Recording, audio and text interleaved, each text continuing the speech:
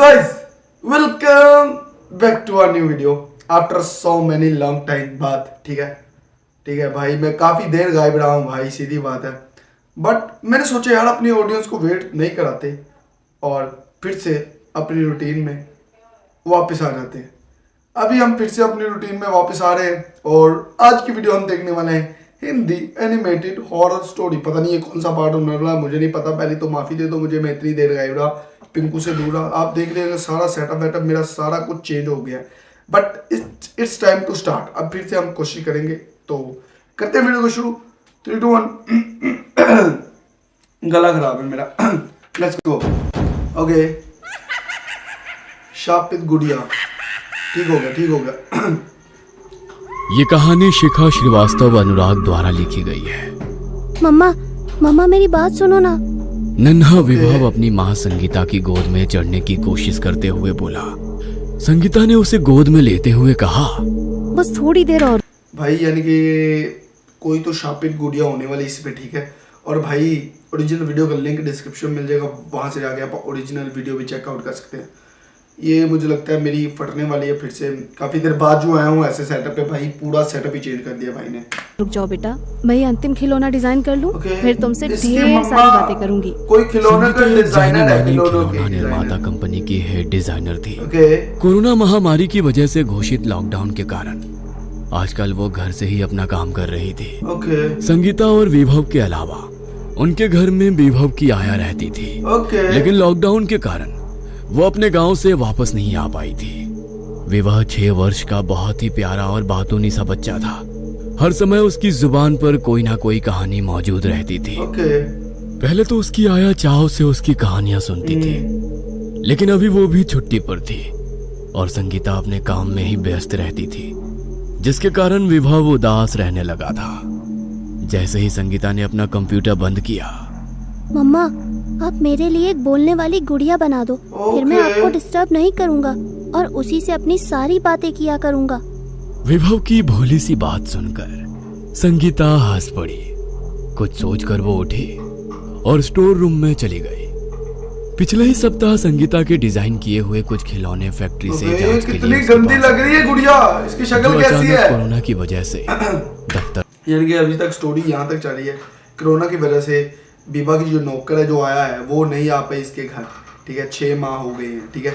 और जो वैभव है वो भाई अपनी नौकर यानी कि आया के साथ बड़ी बातें करता था और उसको कहानियां सुनाता था। और अभी उसकी कहानी सुनने को कोई नहीं है। इसकी माँ एक खिलौने की डिज़ाइनर है और उसने अपनी माँ को कहा मुझे बोलने वाली गुड़िया मिला दो, जो कि इम्पॉसिबल है भाई, बिल्कुल इम्पॉसिबल है। बट अभी देखते हैं आगे स्टोरी में क्या होता है। Let's go. बंद हो जाने के कारण उसके घर पर ही रह गए थे। संगीता ने उन खिलौनों में से एक गुड़िया निकालकर, यार ये कितनी गंदी शक्ल की है भाई। वो गुड़िया वैसे तो दिखने में बहुत ही सुंदर थी, सुंदर, लेकिन उसकी आंखें कुछ इसको सुंदर कौन कहता भाई, ये सुंदर है, जो कभी कभी डरावना सा एहसास दे जाती थी। ये हर बार डरावना एहसास देती है। जैसे ही वो गुड़िया देखी वो खुशी से उछल पड़ा। अरे वाह मम्मा, आप कितनी अच्छी हैं। इतनी जल्दी आप मेरे लिए इतनी प्यारी गुड़िया ले आई। अब तो मैं इससे खूब सारी बातें करूँगा। विभव अब गुड़िया को लेकर अपने कमरे में चला। विभव की जितनी गुड़िया भाई। संगीता खाना बनाने में जुट गई। कुछ देर के बाद जब संगीता और विभव खाने के लिए बैठे तो संगीता ने देखा कि विभव ने ना सिर्फ बहुत जल्दी खा लिया, बल्कि उसने संगीता की प्लेट से भी खाना लेकर खाना खाना शुरू कर दिया। संगीता थोड़ी हैरान हुई, फिर उसने सोचा कि शायद देर तक खेलने के कारण विभव को ज्यादा भूख लग गई होगी। ऐसा भी हो सकता है भाई, कुछ भी हो सकता है। संगीता एक बार फिर अपने कंप्यूटर के आगे बैठ गई और विभव अपनी नई गुड़िया से खेल। यार लड़कियों को गुड़ी दे दी है गुड़िया। अभी कुछ ही मिनट बीते ही होंगे कि विभव के हंसने की आवाज से संगीता का ध्यान भंग हुआ। उसे आज विभव की हंसी बदली हुई सी लगी। वो चौंक कर उसके पास पहुंची तो उसने देखा विभव गुड़िया को लिए अलमारी के ऊपर चढ़कर बैठा हुआ था। उसे यूं देखकर संगीता घबरा सी गई। तुम अलमारी पर कैसे चढ़े? अगर गिर जाते तो क्या होता? इस लॉकडाउन में मैं तुम्हें कैसे घर से बाहर हॉस्पिटल लेकर जाती, और हॉस्पिटल में अगर तुम्हें या मुझे इन्फेक्शन हो जाएगा तो क्या होगा? पता नहीं ये कौन सा नया खेल सूझा है तुम्हें। चलो जल्दी नीचे आओ। ओफो मम्मा, कितना मजा तो आ रहा है। मेरी गुड़िया ने मुझसे कहा है कि हम यहाँ बैठकर खेलेंगे, इसीलिए मुझे इसकी बात माननी पड़ी और फिर उसका हाथ पकड़कर मैं आसानी से यहाँ ऊपर आ गया। संगीता विभव की कहानियां बनाने की आदत। ओ मुझे नहीं लगता है कि इस बार कहानी बना रहा है इसका लौंडा। इस बार वो रियली कुछ ना कुछ कहना चाह रहा है अपनी माँ से, बट इसकी माँ समझने को तैयार नहीं है भाई। वो गुड़िया को देख के मैंने पहले बता दिया कि भाई गुड़ियों से मुझे पहले नफरत है। पहले बता दिया कि भाई ये कुछ ना कुछ तो कांड होने वाला है, मुझे पता था भाई। अब चलता हूँ।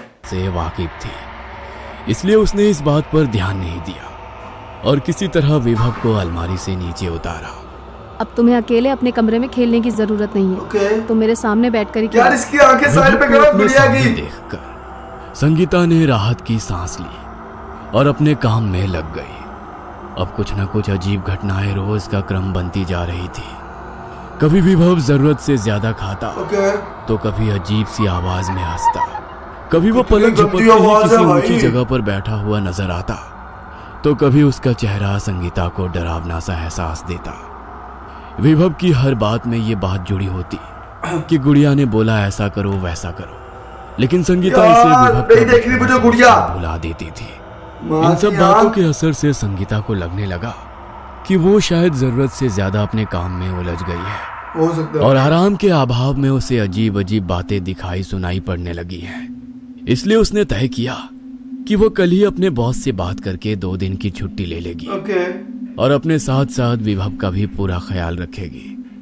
लेकिन अभी रात बाकी थी। संगीता ने रात के खाने के लिए जैसे ही विभव को आवाज दी, नहीं मम्मा मुझे नहीं खाना है। विभव का जवाब सुनकर परेशान सी संगीता उसके कमरे में पहुंचकर बोली, कुछ तो अलग होने वाला है। क्यों नहीं खाओगे? चलो जिद मत करो। गुड़िया ने मुझे खाने के लिए मना किया है। अगर मैं खाना नहीं खाऊंगा तो धीरे धीरे मर जाऊंगा और फिर उसकी तरह ही गुड़िया बनकर हमेशा के लिए उसकी दुनिया में उसके साथ रहूंगा। विभव ने अजीब सी आवाज में कहा। विभव के मुंह से मरने की बात सुनकर संगीता के गुस्से का ठिकाना नहीं रहा। उसने विभव को थप्पड़ मारने के लिए अपना हाथ उठाया, लेकिन ये क्या, उसका हाथ बीच हवा में ही रुक गया। वो विभव को छू ही नहीं पा रही थी। संगीता ने आश्चर्य से विभव की तरफ देखा तो उसने पाया कि विभव की आंखें लाल होगी भाई, लाल होगी, आंखें लाल होगी। तैर रहा हो। उसके हाथ में मौजूद गुड़िया से भी हंसने की विचित्र आवाज आ रही थी, जो संगीता को बुरी तरह डराने लगी थी। सहसा गुड़िया और विभव दोनों की आवाज अगर आप लोग हेडफोन लगा के सुन रहे हो ना भाई, फट जाएगी। हमें थप्पड़ मारना तो बहुत दूर की बात है। तुम ना तो हमारे पास आ सकती हो और न ही तुम हमें छू सकती हो। जाओ, चली जाओ यहाँ से और हमें अकेला छोड़ दो। संगीता के लिए अब जो भाई ये स्टोरी जा कहीं के रही है, कहीं को जा रही है, ये मुझे नहीं समझ आ रही भाई। उस गुड़िया ने वार्न कर दिया, अगर मुझे थप्पड़ मारा तेरी माँ की आंख कर दूंगी मैं। पिंकू सही है भाई, पिंकू से काफी दिनों बाद मिल रहा हूँ तो पिंकू एकदम परफेक्ट है। आई लव यू पिंकू, तू ना बस ऐसी कोई हरकत करती हो। अगर तुम लोग हेडफोन लगा के सुन रहे हो भाई तो रोंगटे खड़े हो जाएंगे, मेरे तो सारे हो चुके हैं देखो। वहाँ 1 सेकंड भी खड़ा रहना मुश्किल हो गया था। भाग ले दीदी भाग ले। घबराई हुई सी वो तेजी से वहाँ से भागकर अपने कमरे में आ गई। कुछ देर के बाद जब वो संयत हुई तब वो फिर धीरे से विभव के कमरे में पहुंची। वहां पहुंचकर उसने देखा विभव सो गया था, लेकिन गुड़िया अभी भी उसके बिस्तर पर उसके पास ही थी। ये गुड़िया को फेंक दे गई पे यार। से बहुत डर लग रहा था, फिर भी किसी तरह हिम्मत जुटाकर उसने गुड़िया को विभव के पास से उठाया और उसे बाहर ले जाकर उसने उसके टुकड़े टुकड़े कर दिए। फिर गुड़िया के इन टुकड़ों को उसने एक बॉक्स में पैक किया और उसे अन्य डैमेज खिलौनों के साथ बाकी तो ठीक है, पर गुड़िया का खून कैसे आ गया भाई? गुड़िया से खून कैसे निकला? इस मनहूस गुड़िया से मुझे और मेरे बेटे को छुटकारा मिला। स्टोर रूम का दरवाजा बंद करते हुए संगीता स्वयं से बोली। अभी वो खुश होते हुए विभव के कमरे में पहुंची ही थी कुछ तो होने वाला है। मुंह से जोरों की चीख निकल गई। बिस्तर पर विभव की जगह वही गुड़िया लेटी हुई थी। क्या? और विभव एक गुड्डे के रूप में उसके हाथ में था। तुमने मुझे खत्म कर दिया। ये क्या भाई? मुझे कोई खत्म नहीं कर सकता। मैं एक श्राप हूँ, ऐसा श्राप जिसे कोई नहीं मिटा सकता। मुझे अपनी दुनिया में साथी चाहिए थे। देखो, मैंने एक साथी ढूंढ लिया है। अब तुम्हारा विभव भी गुड्डा बन चुका है। देखो। गुड़िया ने गड़ुमड़ू होती हुई अपनी आंखों को नचाते हुए कहा।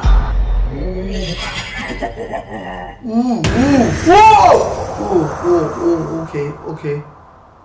देखते ही देखते वो बेहोश होकर गिर पड़ी। बच गया, मैं बच गया हूँ भाई। बेहोशी में वो बस लगातार एक ही बात बड़बड़ा रही थी। छोड़ दो, छोड़ दो, मुझे भी छोड़ दो। विभव को छोड़ दो, छोड़ दो। उसे गुड्डा मत बनाओ, उसे मत बनाओ गुड्डा। छोड़ दो, छोड़ दो, मेरे विभव को छोड़ दो। अचानक संगीता को महसूस हुआ कि कोई उसके चेहरे पर पानी डाल रहा है। उसने धीरे धीरे अपनी आंखें खोली तो उसके सामने पानी का जग लिए विभव खड़ा था। विभव पर नजर पड़ते ही संगीता झटके से उठकर बैठ गई और उसने उसे खींचकर अपने गले से लगा लिया। संगीता की इस प्रतिक्रिया से विभव ने घबराकर उससे पूछा, मम्मा आपको क्या हो गया था? पता है मैं कितना डर गया था। आप अपनी आंखें भी नहीं खोल रही थी और पता नहीं क्या क्या बोल रही थी। फिर मैंने आया आंटी को फोन करके उन्हें सारी बात बताई, तब उन्होंने मुझे आपके चेहरे पर पानी डालने के लिए कहा। यह सब सुनकर विभव को स्वयं से अलग किए बिना संगीता बोली, मुझे कुछ नहीं हुआ है मेरे बच्चे, कुछ नहीं, और मैं कुछ होने भी नहीं दूंगी। भगवान का शुक्र है कि वो सब एक डरावना सपना था। थोड़ी देर बाद जब संगीता कुछ संभली तब उसने विभव से गुड़िया के विषय में पूछा। विभव ने रुआसी आवाज में कहा, पता नहीं मम्मा, मेरी गुड़िया कहाँ गई? मैं कब से उसे ही ढूंढ रहा हूँ। यह सुनकर संगीता ने चुपचाप स्टोर रूम का रुख किया। वहां पैकेट में गुड़िया के टूटे हुए टुकड़ों को देखकर उसे तसल्ली हुई। संगीता ने तुरंत माचिस निकाली, खून भी नहीं है, गुड़िया के टुकड़ों में आ गया भाई। देखते ही देखते वो सारे टुकड़े धूं धूं करके जलने लगे। आग के बुझने के बाद जब संगीता विभव के कमरे में पहुंची फिर कुछ गड़बड़ होने वाली है। विभव की जगह पर वही गुड़िया बैठी थी कहां से आ जाती है भाई? संगीता को देखकर मुस्कुरा रही थी। संगीता उसे बिस्तर पर देखकर फिर से आ गई। तभी गुड़िया के अंदर से आवाज आई, मैंने कहा था ना, मैं एक श्राप हूँ, श्राप जिसे कोई नहीं मिटा सकता है। ये सुनते ही संगीता के रोंगटे खड़े हो गए। संगीता भागते हुए जैसे ही स्टोर रूम में पहुंची उसकी चीख निकल गई। उसने गुड़िया समझकर विभव के टुकड़े से आग लगा दी। अक्सर पागल खाने में रोते हुए संगीता की आवाज सुनाई देती। उसने अपने बेटे को टुकड़े करके जला दिया। मैंने विभव को नहीं मारा है, मैं तो श्रापित गुड़िया को मारा था। हाँ। ये कहानी आपको अच्छी लगी हो तो गाइस कहानी तो हो गई हमारी खत्म और मेरी टाइटा फिश हो गई, क्योंकि भाई गुड़िया की जगह उसने अपने बेटे को विभव को मार दिया। मुझे पहले पता था ऐसे तो एंड नहीं हो सकता, स्टोरी का कोई तो भयानक एंड होने वाला है। और गुड़िया के नाम पे मेरे रोंगटे ऐसे ही खड़े हो जाते हैं, पता नहीं क्यों। Guys I hope you all enjoy the video. बाकी मिलता हूँ किसी नई वीडियो में किसी नए टॉपिक के साथ। गाइस तब तक के लिए bye bye bye bye bye bye.